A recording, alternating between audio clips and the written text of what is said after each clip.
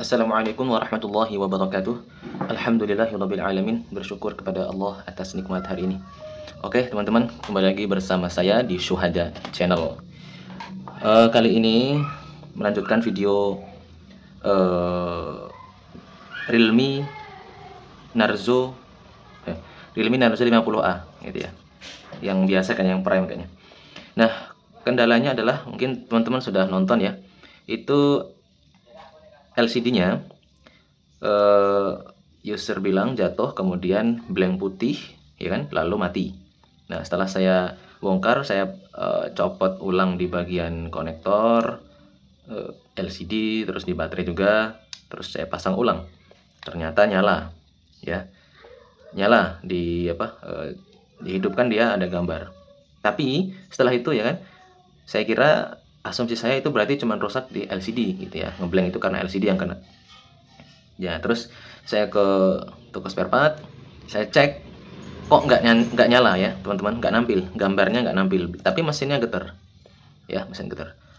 Sudah 2 LCD yang saya cek di toko langsung, sampai yang pelayan tokonya yang custom pokoknya yang melayani pembeli itu sampai agak kesel ya, karena 2 LCD semuanya blank. Lalu saya putuskan saya belum jadi beli deh gitu. Saya kayaknya mau cek mesinnya dulu, saya bilang kan, terus pulang. Nah, setelah pulang saya cek, lalu saya pasang LCD yang lama, ternyata kondisinya nyala, tapi begitu ditekan sebelah sini ya teman-teman ya, ditekan sebelah sini dia mati. Lalu nanti dihidupkan lagi, ditekan dikit lagi, dihidupkan lagi, nampil lagi. Nah, seperti itu. Lama-lama mati ya teman. Lama-lama mati. Asumsi saya di awal adalah konektor ya. Di awal ya sudah jelas konektornya kayak ada yang agak hilang, sepertinya agak nyelam gitu. Itu asumsi awal. Lalu saya carikanlah konektor ya, saya carikanlah konektor LCD yang di mesin untuk Realme Narzo 50A, dan ternyata harganya lumayan mahal teman-teman. Kalau teman-teman cek ya, konektor LCD di mesin Realme Narzo 50A atau Realme C35 sama 40 pin, itu satu bijinya harganya sekitar 20-an ribu ke atas. Saya kemarin dapat di harga 24-an kalau nggak salah. Pokoknya dua spare part ya, 2 konektor ini sama ongkir itu sekitar 50 ribu gitu. Bayangkan teman ya, sekecil ini 20-an ribu ya. Saya dapat di harga 20-an ribu. Ya, jadi, dan ini juga belinya online ya. Kalau di toko spare part nggak ada yang jual kayak gini teman ya. Gitu, adanya satu set di LCD bahkan ya. Nah, sudah saya pasang. Yang pertama pemasangan kayaknya gagal ya, kayaknya gagal. Saya pasang LCD nggak nampil. Terus saya cek kalau tegangan keluar ya 3, sekian. Nah, nanti ada masalah baru, nanti saya sampaikan. Nah, terus saya copot di konektor, ternyata malah ada lubang nih. Ya, kelihatan nggak teman ya? Ya, ini ada yang cacat. Nah, itu kelihatan ya, ada yang berlubang ternyata pas dicopot ya. Akhirnya ganti lagi yang satunya ya, habis dua konektor. Nah, yang kedua sudah terpasang ya di sini, dan ya lumayan rapi ya, walaupun nggak terlalu rapi karena susah itu teman ya. Kalau masang konektor seperti ini yang kecil, ini butuh mikroskop gitu ya. Dan itu ya, kalau pakai mikroskop semuanya kelihatan jelas. Jadi titik-titik kecil yang di pin-pinnya ini semuanya kelihatan jelas. Bahkan kalau ada pin yang nggak nempel pun kelihatan. Nah, saya cuma modalin teman ya, modal kaca pembesar yang berapa, 20 ribu kalau nggak salah ini. Ya seadanya, dengan mata yang pokoknya harus sejeli mungkin. Nempel enggaknya ya pokoknya yakin nempel gitu. Nah, setelah saya cek pin-pinnya ya semuanya nyambung ya, alhamdulillah. Terus terpasang, lalu saya pasang lagi LCD, ternyata nggak mau nampil juga. Akhirnya saya kok curiganya makin bertambah ya teman-teman. Kayaknya nggak cuma konektor ini gitu, naik ke atas gitu ya. Nah, ini kalau dihidupkan nyala mesin teman ya. Ini kan nggak nempel. Ya, ini kalau dihidupkan mesinnya masih respon. Saya tes dengan power supply, itu arusnya normal gitu. Ketika disambungkan ke power supply lalu tekan power, itu normal ya. Ini kalau anget, nah ini anget ya. Ini anget, sudah mulai anget. Nah, ini pertanda mesinnya bekerja. tegangannya juga bekerja. Nah, permasalahannya adalah gini teman ya. Ini saya tunjukkan ke teman-teman biar jadi apa ya, bahan pembelajaran gitu ya.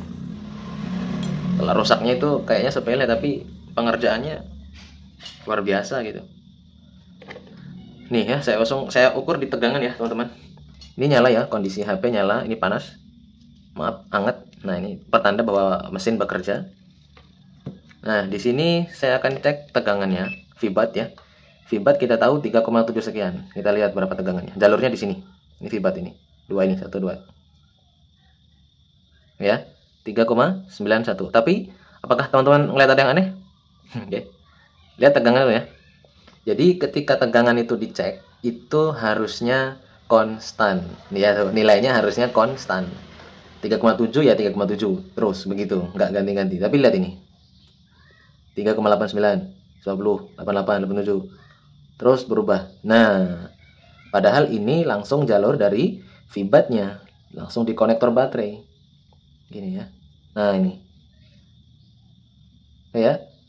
Nah, ini kondisi LCD juga nempel, artinya tegangan untuk LCD masuk. Kita lihat jalurnya di sini. Ini ya. Sama ya. 3,94. Nah, sama. Dia berubah-ubah nilainya.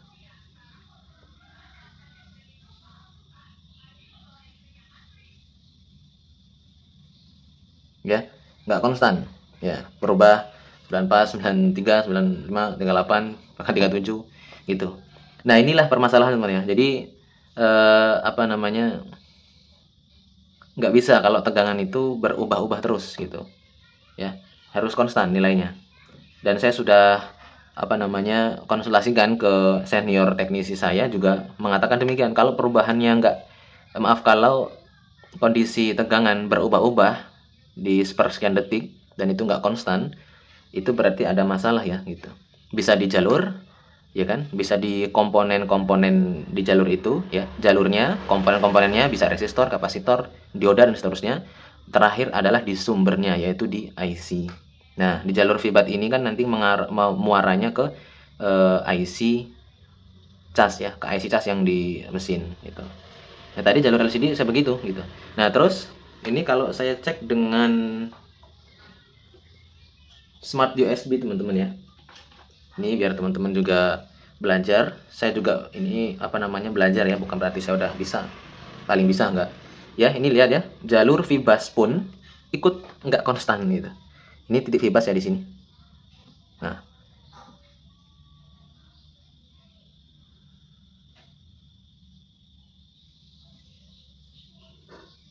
oke. Oh, ini konstan ya. 4,48. Tapi nggak nampil. Nah, oke.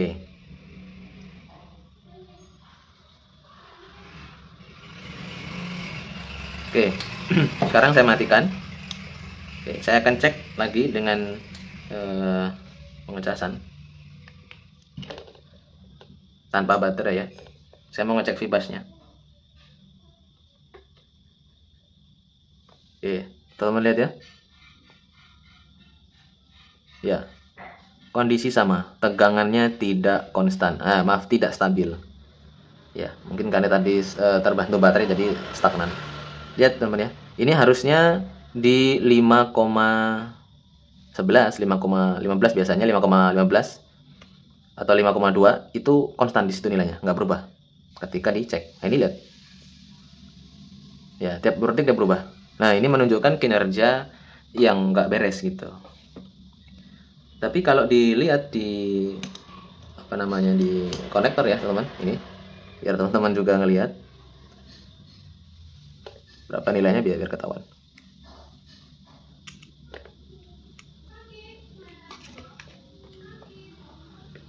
Sebentar. Gini aja.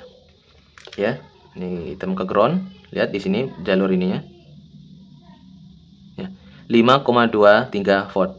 Ini harusnya konstan. Nah, seperti ini ya. Ini jalur ke bawah.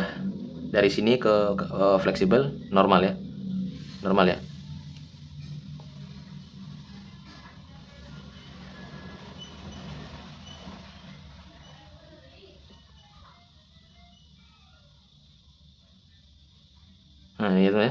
Harusnya seperti itu.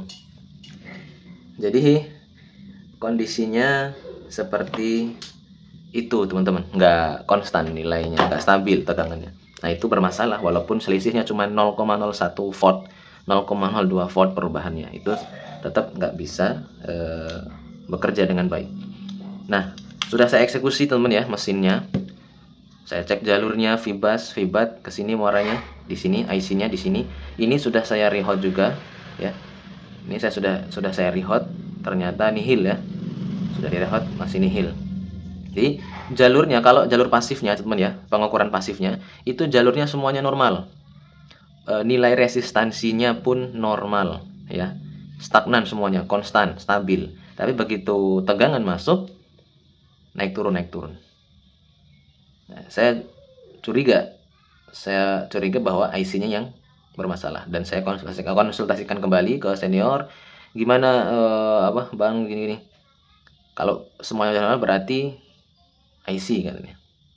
Dan memang ya teman ya, jadi semua muara kinerja itu ke IC ya, IC cas, IC power, IC SOC atau CPU ya, lalu MMC, dan semua muara kinerja ke sana gitu.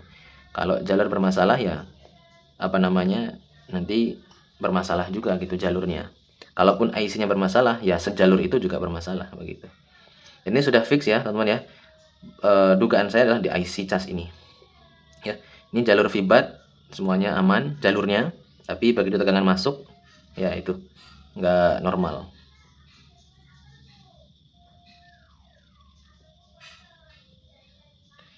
Ya teman ya. Terus ini IC cas ini ternyata saya cek di online shop pun itu spare partnya nggak ada yang jual bagian IC ini. Saya ketik IC cas Realme Narzo 20A itu nggak ada yang nongol gitu. Malah nongolnya papan cas. Ada IC cas Realme seri lain gitu. Rada susah, apalagi di toko spare part dekat tempat saya ini pasti nggak ada gitu. Gitu ya. Ya mungkin ada persamaan dengan HP lain ya teman-teman. Cuman saya juga agak kurang ini ya, rekomen gitu, karena ya IC yang beli pasti kinerjanya nggak maksimal gitu, harus sopotan kalau mau bagus gitu. Itu. Jadi ini fix IC juga. Ini efek daripada jatuh kemarin ya, di awal user ke saya itu mengatakan jatuh lalu LCD blank putih dan seterusnya. Mungkin dari efek benturan itu IC-nya juga terganggu. Jadi buat teman-teman yang punya handphone merek apapun ya sebisa mungkin untuk berhati-hati gitu ya. Kalau bawa ya taruh di tempat yang kira-kira aman dari benturan, dari kondisi jatuh seperti itu. Ya tapi namanya musibah kita nggak tahu ya. Tapi tetap kita mesti waspada gitu. Insya Allah dengan kewaspadaan juga kita meminimalisir musibah gitu ya. Dengan ikhtiar itu maksudnya. Ya jadi fix ini IC. Terus saya sampaikan ke user penyakitnya IC. Dan gitu teman ya, misalnya kalau ini pun saya jadikan gitu ya, IC kena, kemudian ganti LCD juga, ini biayanya pasti mahal ya teman-teman. Saya ulang, ini IC kena ya kan, terus LCD juga kena karena sudah tinggal separuh, itu pasti biayanya mahal. Dan saya nggak mau memberatkan user gitu. Saya sampaikan dulu ke user gimana tanggapannya. Kalau user tanya mahal nggak, ya saya bilang mahal. Kalau sudah nyerah ya sudah, saya akan kembalikan apa adanya ya. Tapi mohon maaf ini sudah saya buka gitu ya. Ya kalau nggak dibuka kita nggak akan tahu yang bermasalah di mana gitu. Kalau cuma ngira-ngira dari luar, di terawang gitu ya, nggak bisa. Jadi harus dibongkar, dicek jalur satu persatu kutu-kutunya ini. Gitu ya teman ya. Jadi ini bahasanya, sudah saya usahakan semaksimal mungkin ya. Sudah saya cek berkali-kali juga, bahkan sudah saking seringnya mesinnya ini kena blower, takutnya malah jadi rusak parah gitu. Oke teman ya, cukup video kali ini. Ini servisan yang tidak down gitu ya, tapi sudah saya usahakan semaksimal mungkin. Ini juga jadi pembelajaran buat saya juga supaya bisa belajar lebih lagi, terus bisa upgrade alat. Karena teman-temannya teknisi kalau alatnya serba terbatas itu kerjanya juga terbatas, dan pasti nggak maksimal gitu ya. Kayak misal tadi masang konektor itu benar-benar sulit kalau nggak pakai mikroskop. Ya karena mata kita harus betul-betul jeli gitu ya, ngelihat jalur dengan pembesar kaca pembesar yang kecil gitu. Kalau mikroskop jelas banget, kelihatan banget gitu. Dan juga alat kerja yang lain juga masih terbatas ya. Mudah-mudahan bisa upgrade alat yang lebih mumpuni dan ya bisa lebih maksimal untuk bekerja. Oke teman-teman, sekian video dari saya. Mudah-mudahan bermanfaat. Like jika suka, dislike jika tidak suka. Assalamualaikum warahmatullahi wabarakatuh.